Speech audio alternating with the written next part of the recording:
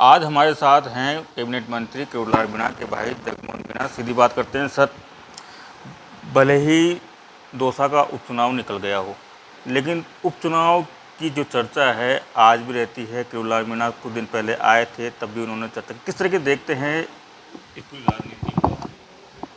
चुनाव तो चुनाव परिणाम के बाद में चर्चाएं चलती रहती हैं। लोग आम चौपाल पे जहाँ भी बैठते हैं एक दूसरे से मिलते हैं, तो चुनावी चर्चा चलती रहती है। उसके बाद तक तो अभी तो लोगों में चर्चा है, अब धीरे धीरे वो ख़त्म हो जाएगी। चर्चा चल रही है। चर्चा खत्म हो जाएगी, लेकिन सर आप लगातार फील्ड में हैं, लगातार जनसंवाद भी कर रहे हैं। किस तरीके की समस्याएं सामने आ रही हैं और उनके उपाय किस तरीके से करना चाहेंगे? अब मेरा तो ये नैतिक दायित्व बनता है कि मुझे फील्ड में रहना चाहिए। मेरे को 73,000 से अधिक लोगों ने वोट डाला है। जीत हार अलग बात होती है, तो मुझे तो उनकी सेवा करनी है। उन्होंने मुझ पर विश्वास जताया है। मैं फील्ड में जा रहा हूँ, जगह जगह जा रहा हूँ, लोगों से बात कर रहा हूँ क्या समस्या है। कोई पानी की है, बिजली की है, सड़क की है, तो मैं उनका तत्समय ही समाधान निकाल रहा हूँ। और मैंने जो पंचायतों का परिसीमन चल रहा है उसको व्यक्ति से फील्ड में जाकर देखा है प्रैक्टिकली, और कलेक्टर साहब की नॉलेज में मैं लाया हूँ साहब इस ढंग से ये होना चाहिए। कई कई ऐसे वाक्य जो 7-7 किलोमीटर तक दूर थे उनको जोड़ दिया गया और 500 मीटर वाले को छोड़ दिया गया। तो मैंने प्रैक्टिकली उनके ध्यान में लाया हूँ और वो लोगों की समस्याएं सुन रहा हूँ, और जहाँ से जो कार्रवाई संभव है वो कार्रवाई करा रहा हूँ। कुछ तस्वीरें ऐसी सामने आती हैं, जहाँ काम चल रहा होता है तो वहाँ भी जाके आप जो कमियाँ होती है उनको दूर करने की बात करते हैं। तो इस तरीके से अभी पानी की बात चल रही है, किस तरीके का क्या कुछ चल रहा है, कितने दिनों में पानी आ जाएगा दौसा को, किस तरीके की मेहनत कर रही है आप लोग? देखो, वो तो बहुत बड़ा प्रोजेक्ट है और बड़े लेवल का काम है, लेकिन इसके बावजूद हम उस अभियान में लगे हुए हैं कि दौसा में पानी जल्दी से जल्दी आना चाहिए, ताकि इस ज़मीन की प्यास बुझ सके, किसान को पानी मिल सके, लोगों के घर में लोगों को पानी मिल सके, कोई उद्योग लगे तो उनको पानी मिल सके। पानी अहम मुद्दा है। मैंने चुनाव के समय में भी यही कहा था कि बिन पानी सब सून। उस पानी को लाने का प्रयास किया जा रहा है और मेरी समझ में वो बहुत जल्दी ही धरातल पर आ जाएगा। पानी की बात की तो पानी का यूँ कहा जाता है काफ़ी राजनीति हुई है। कांग्रेस कहती है, या यूँ कहा हो जाओ, पानी में जो कांग्रेस कलर मिलाना चाहती है, बीजेपी अपना कलर मिलाना चाहती है। आप किस तरीके से देखते हैं भविष्य दौसा का? नहीं, अब राजनीति तो लोग करते ही आए हैं। कांग्रेस ने भी राजनीति की है, बहुत दिनों से पानी के लिए बातें करते आ रहे थे, लेकिन वो नहीं हुआ साकार रूप। तो इसी भारतीय जनता पार्टी की जो सरकार है वो उसको साकार रूप दे रही है, पानी को ला रही है और लाके इन बांधों में डालेगी। तो लोगों को पता लगेगा कि हाँ, इन्होंने जो वादा किया था, जो लोगों के सामने समस्याएं की थी, जो डॉक्टर किरोड़ीलाल जी ने ईआरसीपी के लिए लंबा संघर्ष किया था, और यहाँ से जयपुर तक भी वो उसके लिए उन्होंने यात्रा की थी सड़क से। तो एक बहुत बड़ा लंबा संघर्ष था, लंबा समय रहा है उसमें। वो अब धरातल पर आने वाला है और उसमें खुशी की बात है कि लोगों को पानी मिलेगा और एक जो आंदोलन था उसको सही मूर्त रूप मिलने वाला है। आपने संघर्ष की बात की, केवललाल मीणा ने यहाँ से, जितना मुझे पता है, किया है, काफ़ी संघर्ष किया है दौसा से, और पानी के लिए कई बार वो जयपुर भी कूच किए हैं। तो केवललाल मीणा संघर्ष को किस तरह के देखते हैं, क्योंकि 72 साल प्लस हो गए हैं और आज की उम्र में भी वो संघर्ष करते हैं? नहीं, उनका संघर्ष ही जीवन है। वो सरकार में होते हुए भी अगर किसी के साथ अन्याय हो रहा है तो उसके लिए उठ के बोलते हैं, और वो संघर्ष करके लोगों को न्याय दिलाने में विश्वास करते हैं। शुरू से उनका ये विश्वास रहा है, और उन्होंने 3600 कौमों का सब प्रकार के जो भी किसी की अगर परेशानी थी उसके लिए आंदोलन किया है।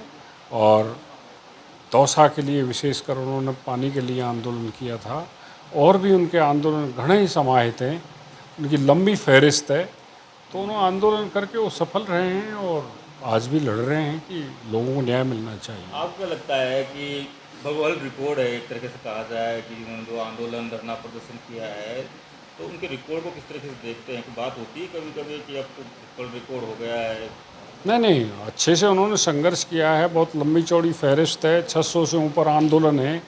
और मैं उनको कई बार कहता हूँ इस बात के लिए कि अब उम्र हो गई है, थोड़ा शरीर का भी ध्यान रखें। लेकिन वो उस बात पर ध्यान नहीं देते हैं कि शरीर को वो पूर्ण स्वस्थ रखे हुए हैं।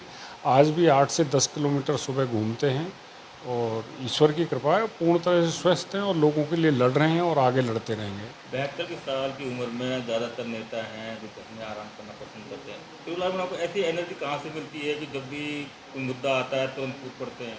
नहीं, उनको क्या है, लोगों को न्याय दिलाकर आत्मसंतुष्टि मिलती है और जो आत्मसंतुष्टि होती है वो सबसे बड़ी ऊर्जा होती है। आदमी अगर किसी को काम करा के संतुष्ट है तो उसमें नेचुरली ऊर्जा का प्रभाव होता है और वही मेरी समझ में उनकी जीवनी है जो, और वही जीवन दायनी है जो मैंने देखा है इतने दिनों से। कहा जाता है जो सवाई माधोपुर का जब वो संघर्ष कर रहे थे, आंदोलन कर रहे थे, तो लगभग वो मरे हुए सामान छोड़कर उनको चले गए थे। पुनर्जन्म मानते हैं किरोड़लाल मीणा का, तो उस वक्त क्या कुछ परिस्थिति, आप कहाँ थे जब आपको पता चला, तो क्या कुछ माहौल था उस वक्त? नहीं, सीमेंट फैक्ट्री का आंदोलन उन्होंने जो किया था उसमें वो घायल हो गए थे। मैं उन दिनों विधायक नगर में उन्हीं के क्वार्टर में रहता था। उन दिनों कोई मोबाइल होते नहीं थे। मुझे शाम को करीब 5 साढ़े 5 सूचना मिली कि ऐसा हुआ है और वो घायल हो गए हैं और बहुत बुरी स्थिति में। जीवन मरण का प्रश्न है, मर भी सकते हैं, जिंदा भी रह सकते हैं। तो मैं तुरंत उस समय एक ट्रेन जाती थी, मैं भाग के गया, मैंने ट्रेन पकड़ी और मैं सवाई माधोपुर पहुंचा और मैंने हालात देखा तो बड़े विकट हालात थे। सवाई माधोपुर में से एक तरह से कर्फ्यू लगा हुआ था, उनको लोगों से मिलने भी नहीं दे रहे थे। मैं उनसे मिला, वहाँ से उन्होंने रेफ़र किया जयपुर के लिए। जयपुर में तनाव जब बढ़ने की सूचना आई तो दौसा से डाइवर्ट कर दिया अलवर हॉस्पिटल के लिए। और अलवर में भी जब रोज़ कार्यकर्ताओं का उत्पात होता मिला शहर में, तो वहाँ से उनको रेफ़र कर दिया और इंडियन इंस्टीट्यूट दिल्ली के लिए। तो मैं पूरे एपिसोड में उनके साथ ही था। ऐसी परिस्थिति जब वीरांगनाओं के लिए भी संघर्ष कर रहे थे, तब भी उनकी गर्दन को चोट लगी थी और आप भी हॉस्पिटल थे, गोलमा जी भी वहाँ पहुँची थी, तब भी आप बड़े भावुक हो गए थे, उस वक्त उनको चोट लगी थी। तो इतनी उम्र में चोट लगना बड़ा आसान नहीं रहता है।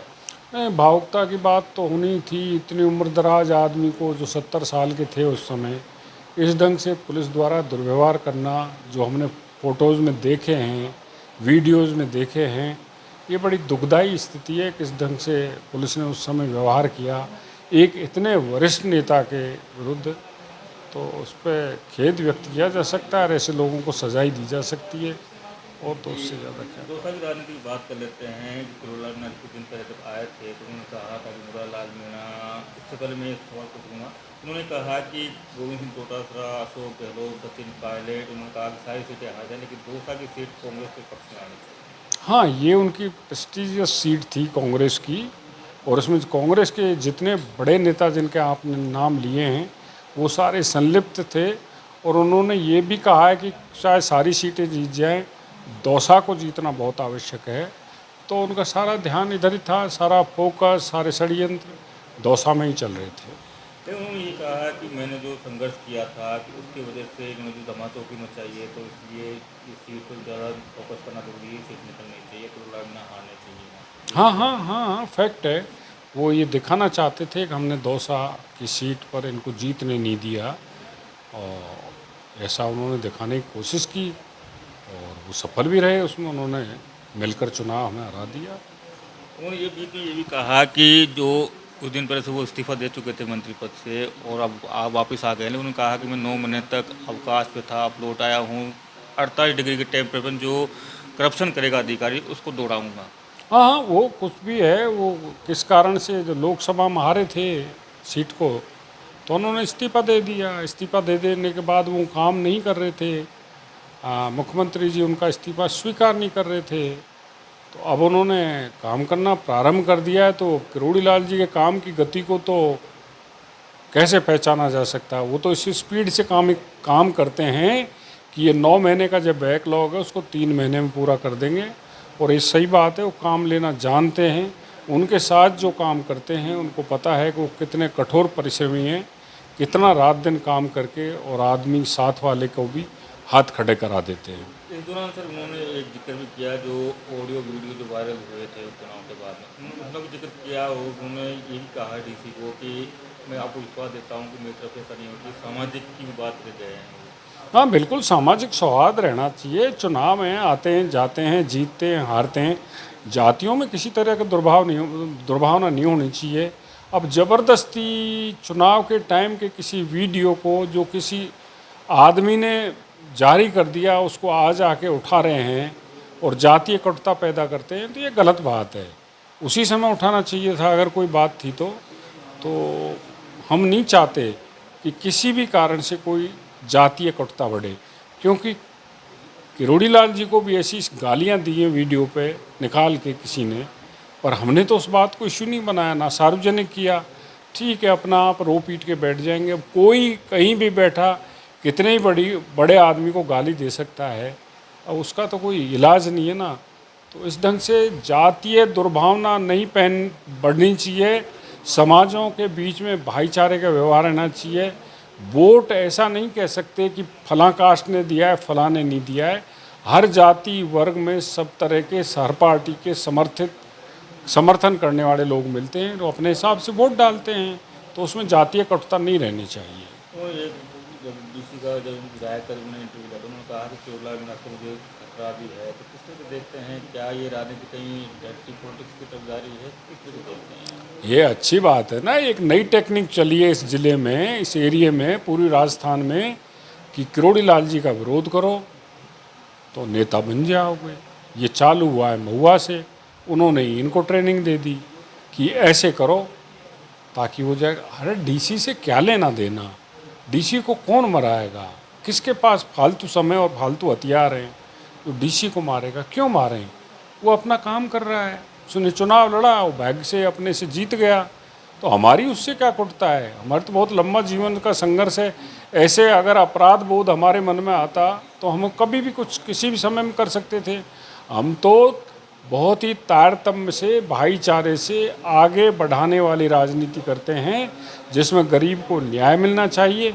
हम उसकी जाति धर्म नहीं पूछते हैं। लास्ट सवाल पूछूंगा सर, हनुमान बेनीवाल पेपर को लेकर सड़कों पर है। कुछ दिन पहले उन्होंने घेराव भी किया था और हिरासत में ले भी गया। ऐसा कहा जा रहा है कि हनुमान बेनीवाल अब किरोड़ी रूप ले चुके हैं क्योंकि हुल्ला जी तो सत्ता में आ गए हैं। नहीं, हनुमान बेनीवाल जी शुरू से अपने साथ रहे हैं, हर संघर्ष में साथ रहे हैं, हर आंदोलन में साथ रहे हैं, विचारधारा में साथ रहे हैं।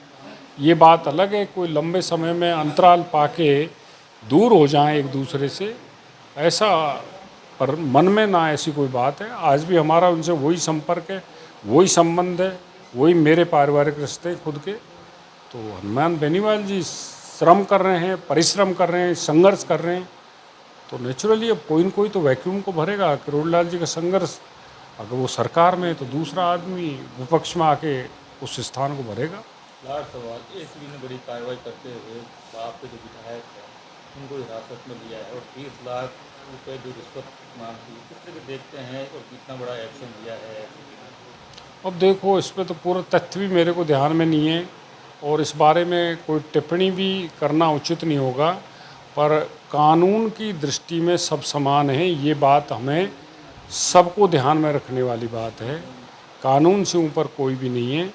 अगर कोई ऐसा कृत्य करता है और पकड़ा जाता है तो निश्चित रूप से गलत बात है, लेकिन मैं व्यक्तिगत रूप से एक प्रश्न जरूर इसमें उठाऊंगा कि ये कहना कि पश्चिमी राजस्थान का एमएलए पूर्वी राजस्थान के किसी विषय पर प्रश्न नहीं उठा सकता, या इन्होंने यहाँ का क्यों उठाया, ये मेरे को अनुचित लगता है। कि क्यों उठाया, कहाँ उठाया प्रश्न? तो एमएलए एक जगह से निर्वाचित होकर आया है, लेकिन वो राजस्थान विधानसभा का सदस्य है। वो हर विभाग की, हर समस्या की ठेठ किसी भी जिले में, वो भरतपुर की मांग भी उठा सकता है तो बाड़मेर की भी उठा सकता है। उसमें एक आ रहा है जो कोड़ा भीम के जो विधायक हैं घनश्याम है, उनका भी नाम आ रहा है और जो प्रत्याशित थे बीजेपी के रामनिवास मीणा, उनका भी नाम आ रहा है कि इस तरीके से पॉलिटिक्स में एंट्री हुई है। अब वो तो इंटरनल पॉलिटिक्स है, उन्होंने क्या किया है, किसने क्या किया है, इस तह में तो एसीबी जा पाएगी।